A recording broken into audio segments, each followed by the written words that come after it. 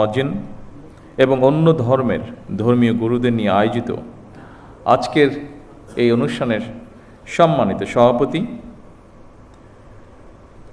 অনুষ্ঠানে উপস্থিত বিশিষ্ট আলেম মাশায়েখগণ, উপস্থিত অন্যান্য ধর্মের ধর্মীয় নেতৃবৃন্দ এবং ধর্মীয় গুরুবৃন্দ, মন্ত্রিপরিষদের সদস্যবৃন্দ, উপস্থিত বিভিন্ন পর্যায়ের সরকারি কর্মকর্তা বৃন্দ এবং উপস্থিত সকল সম্মানিত উপস্থিতিবৃন্দ, আসসালামু আলাইকুম।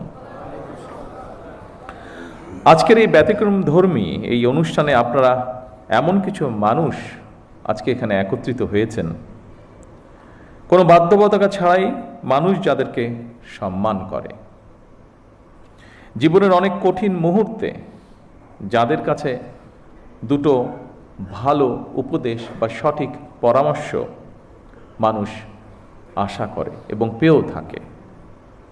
আজকের এই অনুষ্ঠানে রয়েছেন ইসলাম ধর্মের ধর্মীয় ব্যক্তিত্ব, ইমাম, খতিব, মুয়াজ্জিম সাহেবগণ। উপস্থিত রয়েছেন একই সঙ্গে হিন্দু, বৌদ্ধ, খ্রিস্টান ধর্মের বিভিন্ন নেতৃত্ব, পুরোহিত, সেবায়েত, বিহার অধ্যক্ষ এবং উপাধ্যক্ষ। যে উদ্দেশ্যে আজ আমরা এখানে একত্রিত হয়েছি, ইতিমধ্যেই আপনারা সেটি দেখেছেন, সেটি জেনেছেন, সেটি আপনারা শুনেছেন। সমাজের বিভিন্ন শ্রেণী পেশার মানুষ যারা অর্থনৈতিকভাবে হয়তো বা অনেক ক্ষেত্রে পিছিয়ে রয়েছেন, তাদের জন্য একটি সম্মানী বা আর্থিক সহায়তা কিংবা কর্মসংস্থান সৃষ্টির মাধ্যমে আর্থিক বৈষম্য দূর করে আমরা সবাই মিলে একটু শান্তিতে একটু ভালোভাবে থাকব। জাতীয় নির্বাচনের আগে আমরা জনগণের কাছে সেই রকমই প্রতিশ্রুতি দিয়েছিলাম। জনগণের রায়, আল্লাহর রহমতে বিএনপি সরকার গঠনের পর ভোটের কালই নখ থেকে মোচনের আগেই আমরা আমাদের সকল প্রতিশ্রুতি ধারাবাহিকভাবে বাস্তবায়নের কাজ শুরু করেছে। আলহামদুলিল্লাহ, এর জন্য আমি আল্লাহর দরবারে লাখো শুকরিয়া আদায় করি। সম্মানিত উপস্থিতিবৃন্দ, আপনারা দেখেছেন অর্থনৈতিকভাবে পিছিয়ে পড়া নারী সমাজের জন্য আমরা ইতিমধ্যেই ফ্যামিলি কার্ড চালু করেছি। পর্যায়ক্রমিকভাবে এই কার্ড সারা বাংলাদেশে 4 কোটি পরিবারের নারী প্রধান তারা প্রত্যেকে ইনশাল্লাহ পাবেন। আগামী 14ই এপ্রিল তথা 1 বৈশাখ থেকে আমরা ইনশাল্লাহ ফার্মার্স কার্ড বা কৃষক কার্ডের পাইলট প্রজেক্ট চালু করব। ইনশাল্লাহ আগামী 16ই মার্চ দিনাজপুর থেকে শুরু হচ্ছে আমাদের খাল খনন কর্মসূচি। আবারও আল্লাহর কাছে শুকরিয়া, আলহামদুলিল্লাহ, আজ থেকে খতিব, ইমাম, মুয়াজ্জিম এবং অন্য ধর্মের ধর্মীয় গুরুদের জন্য আর্থিক সহায়তা বা সম্মানী কর্মসূচির পাইলট প্রজেক্ট চালু হলো। দেশের প্রতিটি নাগরিকের রাজনৈতিক এবং অর্থনৈতিক ক্ষমতায়ন নিশ্চিত করার মাধ্যমে আমরা আমাদের দেশকে একটি শক্তিশালী ভিত্তির উপরে প্রতিষ্ঠিত করতে চাই, যাতে করে আর কোনো ফ্যাসিবাদ কিংবা তাদের তাবেদার অপশক্তি মানুষের স্বাধীনতা কেড়ে নিতে না পারে, কথা বলার অধিকার কেড়ে নিতে না পারে। আজ এই মঞ্চ থেকেও এরকম একটি কথা বলা হয়েছে যে যারা ধর্মীয় গুরু আপনারা আছেন প্রত্যেকটি ধর্মের, তারা স্বাধীনভাবে যাতে কথা বলতে পারেন সেই বিষয়ে আলোকপাত হয়েছে আজকে এখানে। আমি সবসময় বিভিন্ন সময় আমার বক্তব্যে একটি কথা বলার চেষ্টা করেছি। আমি একজন রাজনৈতিক কর্মী হিসেবে দৃঢ়ভাবে বিশ্বাস করি যে দেশের নাগরিকদেরকে যদি দুর্বল করে রাখা হয় তাহলে রাষ্ট্র কখনোই শক্তিশালী হতে পারে না। এবং সেই জন্যই আমাদের ইচ্ছা, আমাদের দর্শন, আমাদের পরিকল্পনা বাংলাদেশের নাগরিকদেরকে আমরা রাজনৈতিক এবং অর্থনৈতিকভাবে ধীরে ধীরে শক্তিশালীভাবে গড়ে তুলতে চাই, যদি আমরা রাষ্ট্রকে শক্তিশালী করতে চাই। সম্মানিত উপস্থিতিবৃন্দ, ধর্ম বর্ণ নির্বিশেষে প্রতিটি শ্রেণী পেশার মানুষ তথা প্রতিটি নাগরিকের আর্থিক সামাজিক নিরাপত্তা নিশ্চিত করার জন্য সরকার রাষ্ট্রীয় সামর্থ্যের সবটুকু দিয়ে চেষ্টা চালিয়ে যাচ্ছে এবং ইনশাল্লাহ চালিয়ে যাবে। তবে নাগরিক হিসাবে আমাদের প্রত্যেকের রাষ্ট্র এবং সমাজের প্রতি কিছু দায়িত্ববোধ অবশ্যই রয়েছে, যা সম্পর্কে আপনারা কম বেশি সকলেই নিজেরাও ধারণা রয়েছে।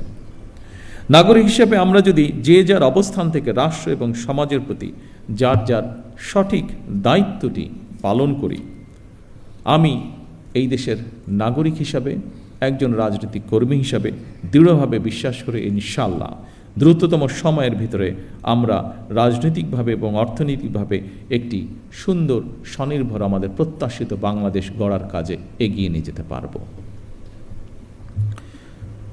সম্মানিত ধর্মীয় নেতৃবৃন্দ, দুনিয়ার কল্যাণের পাশাপাশি আখিরাতের কল্যাণের জন্য প্রার্থনার কথা পবিত্র কোরআনে কারিমে উল্লেখ রয়েছে।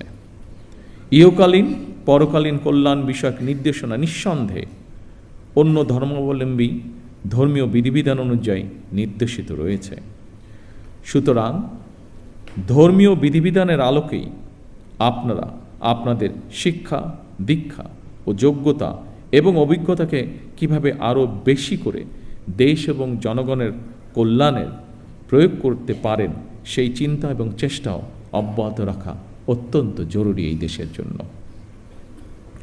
অর্থনৈতিকভাবে সমৃদ্ধ রাষ্ট্র মানুষের জীবনে হয়তো আর্থিক স্বাচ্ছন্দ্য নিশ্চিত করে, কিন্তু ধৈর্য, সততা, কৃতজ্ঞতাবোধ, শ্রদ্ধা, আনুগত্য, সংহতি, সহনশীলতা, উদারতা, বন্ধুত্ব, বিনয়, দায় কিংবা দয়া, এই সমস্ত বৈশিষ্ট্যগুলো অর্জন ছাড়া একজন ব্যক্তি মানবিক গুণাবলী সম্পন্ন হয়ে উঠতে পারে না।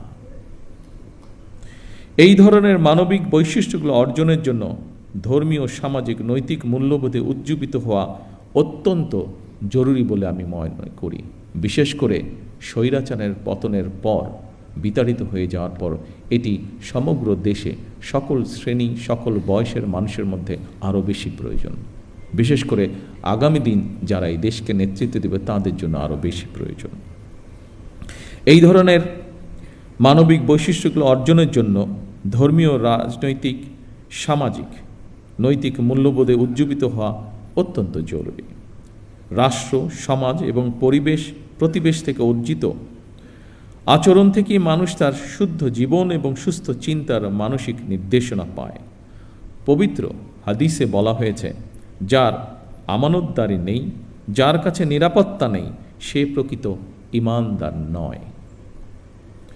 যার ওয়াদা ঠিক নেই, তার কোনো ধর্মও নেই।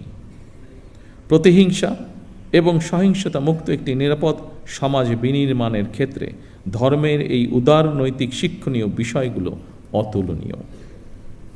আমার বিশ্বাস, একটি নৈতিক সমৃদ্ধ মানব সমাজ গঠনের জন্য প্রতিটি ধর্মেই এ ধরনের ইতিবাচক বার্তা রয়েছে। সেজন্যই সম্মানিত উপস্থিতিবৃন্দ, সকল ধর্মের সম্মানিত নেতৃবৃন্দ, গুরুবৃন্দ, একটি ধর্মীয়, সামাজিক, নৈতিক মূল্যবোধে সমৃদ্ধ মানসিকতা তৈরির ক্ষেত্রে আপনাদের মতন ধর্মীয় জ্ঞানসম্পন্ন মানুষদের ভূমিকা অত্যন্ত গুরুত্বপূর্ণ। সম্মানিত ধর্মীয় নেতৃবৃন্দ, দেশে প্রায় 3.5 লক্ষ বা তার কিছু বেশি মসজিদ রয়েছে। এর বাইরে অন্যান্য ধর্মীয় প্রতিষ্ঠানগুলোও রয়েছে। আমরা সারা দেশে মসজিদ এবং এই ধর্মীয় প্রতিষ্ঠানগুলোর ধর্মীয়, সামাজিক এবং নৈতিক শিক্ষা কার্যক্রমের কেন্দ্রবিন্দুতে পরিণত করতে চাই।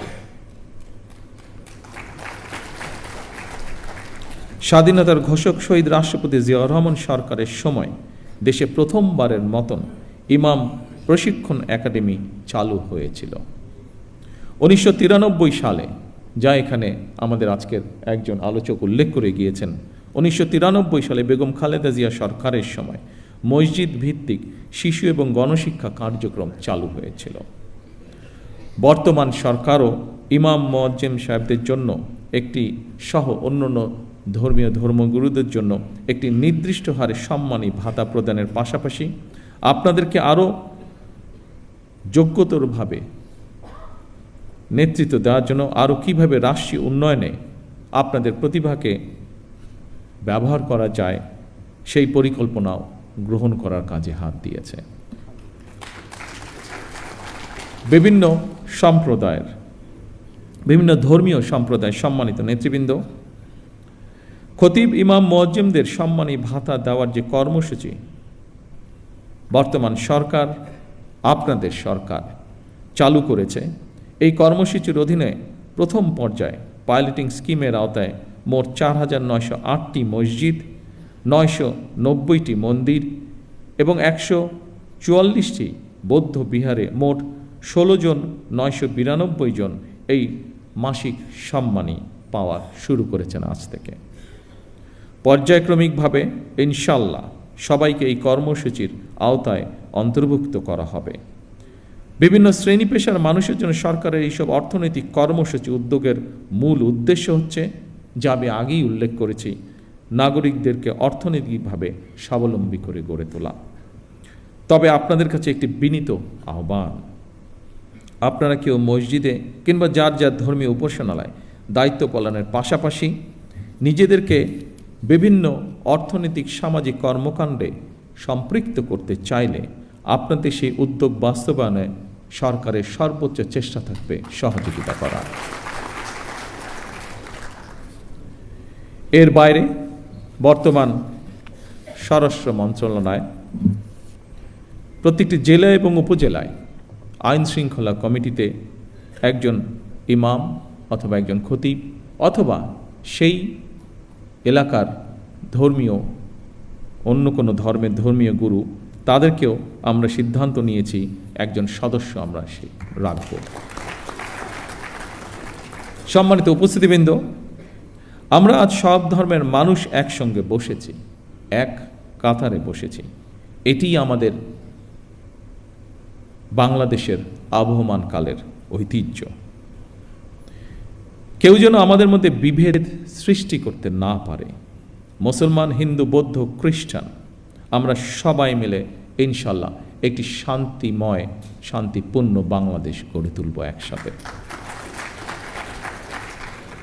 সকলের জন্য আমরা গড়ে তুলব একটি নিরাপদ রাষ্ট্র, একটি নিরাপদ সমাজ, যা প্রতিটি শ্রেণী পেশার মানুষের কাম্য।